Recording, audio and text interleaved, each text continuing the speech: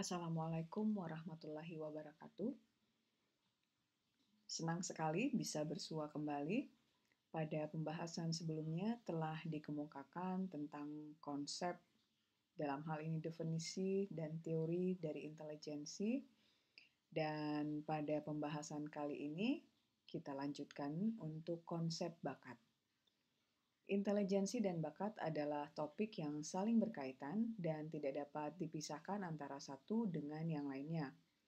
Pada konsep bakat ini, kita akan membahas tentang definisi bakat dan kemampuan, lalu pengertian bakat dari beberapa ahli, optimalisasi bakat, teori-teori bakat, pendekatan yang digunakan dalam identifikasi bakat, dan yang terakhir adalah tentang jenis-jenis tes bakat.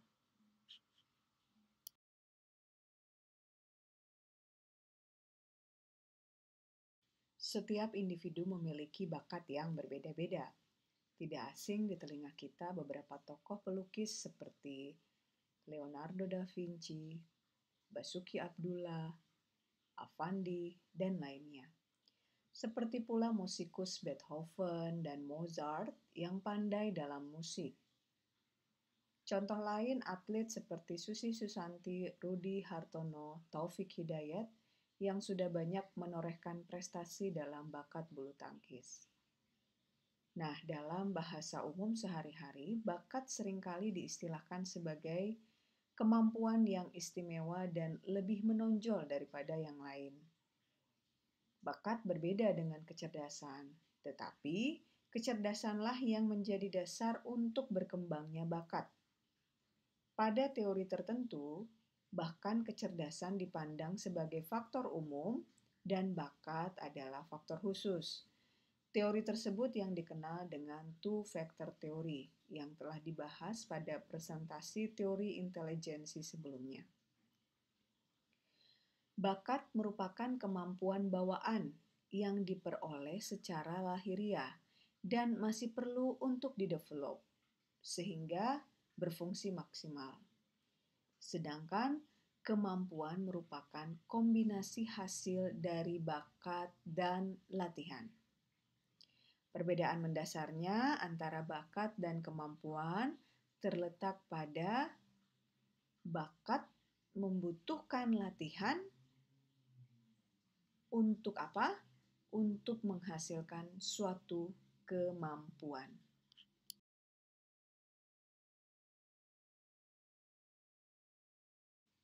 Dalam ilmu psikologi, kita mengenal individual differences.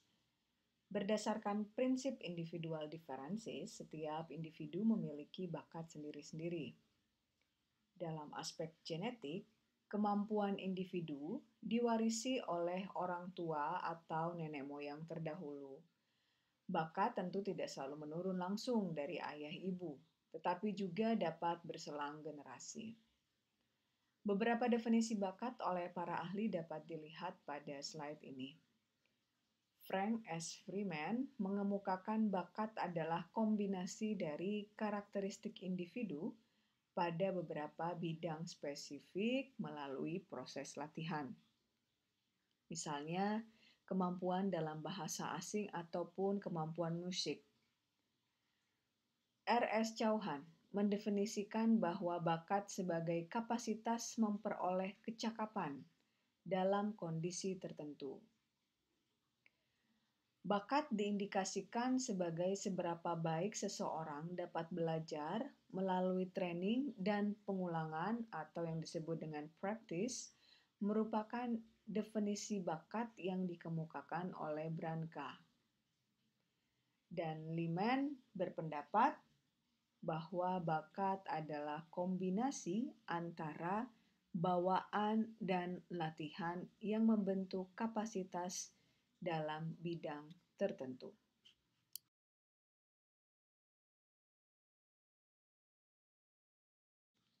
Dalam buku Psikologi Umum karangan Alex Sobur, mendefinisikan bakat sebagai kemampuan yang bersifat umum ataupun bersifat khusus yang alamiah untuk mendapatkan pengetahuan atau keterampilan di bidang tertentu. Ki Futyartanta dalam buku berjudul Tes Bakat menuliskan bahwa bakat merupakan kapasitas individu dalam menguasai suatu pengetahuan tertentu melalui latihan dan respon yang terorganisir. Dari beberapa pendapat ahli tersebut, dapat kita simpulkan bahwa bakat adalah kapasitas individu yang dibawa sejak lahir dan mengalami proses latihan serta stimulasi yang terorganisir untuk menghasilkan kemampuan pada bidang tertentu.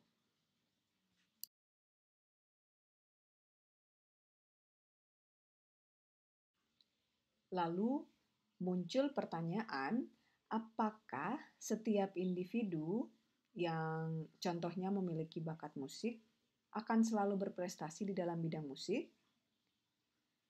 Bakat dapat diperkirakan mampu mencapai prestasi yang tinggi. Namun, tidak selamanya orang yang berbakat akan selalu mencapai prestasi yang tinggi pula. Terdapat dua faktor secara garis besar yang mempengaruhi peran bakat dalam mencapai prestasi yang maksimal. Faktor tersebut adalah faktor eksternal dan faktor internal. Faktor eksternal atau lingkungan terdiri atas kesempatan belajar, sarana dan prasarana, dukungan lingkungan secara material maupun moral, kondisi ekonomi, dan juga lingkungan geografis.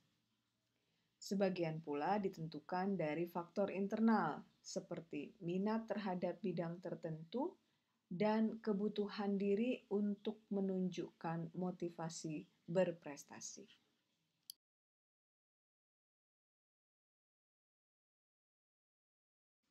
Kita beralih pada pembahasan selanjutnya tentang teori bakat. Berbicara terkait dengan bakat, maka tidak terlepas dari kemampuan intelektual atau intelijensi. Dengan demikian, teori ketika pembahasan intelijensi dapat pula dipakai dalam pembahasan bakat. Pada pembahasan lalu, di slide-slide sebelumnya, kita sudah membahas tentang teori dari Galton, Spearman, Thurston, Gardner, Kettle, Guilford, Steinberg, dan juga teori tentang pemrosesan informasi. Nah, saya menambahkan satu teori lagi, yaitu dari Vernon, yang disebut dengan teori hierarki kelompok faktor. Dapat kita lihat di slide bagan hierarki intelek Vernon, di bagian puncak hierarki, Vernon meletakkan faktor G-factor dari teori Spearman.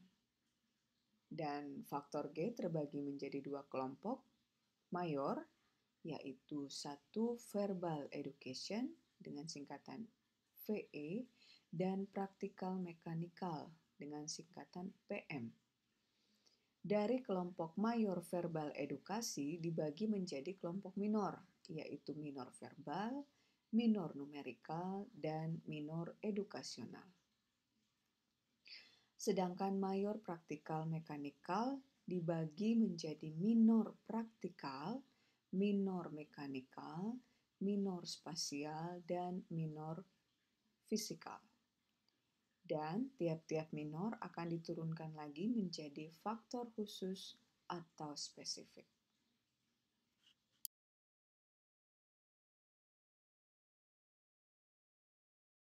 Dalam mengidentifikasikan keberbakatan seseorang, Renzulli menuliskan beberapa pendekatan, yaitu pendekatan psikometri adalah teknik yang dipakai untuk melakukan penilaian dan pengukuran aspek psikis, yaitu dengan tes intelijensi, tes prestasi belajar, tes bakat, atau tes kemampuan khusus.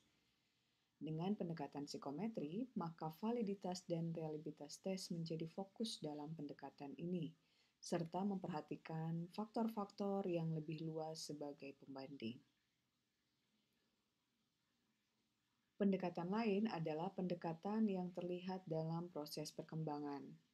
Identifikasi dapat dilakukan oleh guru atau orang tua sebagai pengamat. Pengamat menunjukkan informasi atau perkembangan yang berbeda dibandingkan orang lain pada umumnya. Misalnya, Mozart yang menunjukkan perkembangan dan kematangan yang jauh mendahului teman-teman seumurnya pada saat masih sangat muda. Pendekatan yang lain juga adalah pendekatan perilaku atau prestasi, dapat menjadi bukti dari prestasi formal dan perilaku yang nampak luar biasa, yang secara tidak terduga menunjukkan kualitas berpikir yang luar biasa pula. Pendekatan yang keempat adalah pendekatan sosiometri, berupa identifikasi. Pada metode ini dilakukan secara informal, yaitu melalui pengamatan di lingkungan sosial, lingkungan bermain, pergaulan, maupun organisasi yang menunjukkan perilaku yang luar biasa.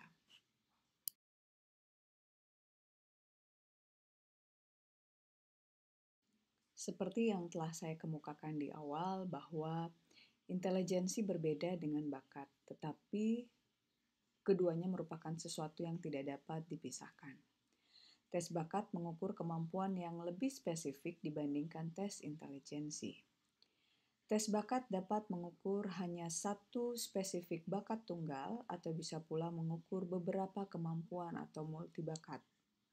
Jadi, bila hanya mengukur satu wilayah kemampuan disebut dengan tes bakat tunggal, sebaliknya bila mengukur skor-skor dalam beberapa area kemampuan yang berbeda, disebut dengan tes bakat berganda. Nah, pengembangan tes bakat pada awalnya mulai mengalami sedikit hambatan, tidak seunggul seperti tes intelijensi. Dua faktor yang menjadi penyebab, yaitu pertama, masalah statistik yang terkait dengan analisis faktor kerap dibutuhkan untuk mengukur bakat mana yang utama, sehingga berbeda satu sama lain. Dan penyebab yang kedua adalah kondisi yang belum memungkinkan ketika itu menggunakan tes bakat. Hingga pada saat Perang Dunia Kedua, muncullah kebutuhan untuk menyeleksi calon pilot, insinyur penerbangan, ataupun navigator penerbangan yang sifatnya sangat spesifik dan ketat. Maka mulailah dikembangkan tes bakat. Kalau Anda ingat dengan pembahasan saya sebelumnya tentang perkembangan tes intelijensi yang dibutuhkan dalam menyeleksi ribuan tentara dalam Perang Dunia Pertama, ternyata tes tersebut tidak memadai untuk memilih calon yang tepat bagi sekolah penerbangan. Dinas Ketentaraan akhirnya mengembangkan serangkaian tes bakat khusus yang terdiri atas 20 tes dan diberikan kepada peserta laki-laki ketika itu.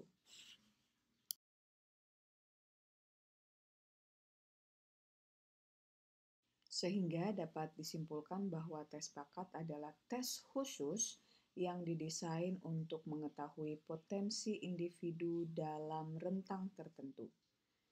Dan ini merupakan tes kemampuan khusus karena sifatnya yang spesifik dan khas pada setiap individu.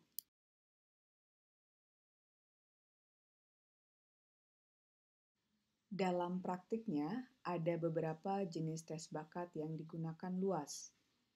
Beberapa di antaranya yang populer digunakan seperti DAT, GATB, ASVB pada bidang militer, SAT dalam bidang pendidikan, perguruan tinggi, ada juga Pauli dan Kraepelin. Nah, seperti apa bentuk tes, cara administrasi, juga pelaksanaan, dan hingga pada scoringnya akan secara khusus dibahas satu persatu dalam pembahasan di kesempatan lain.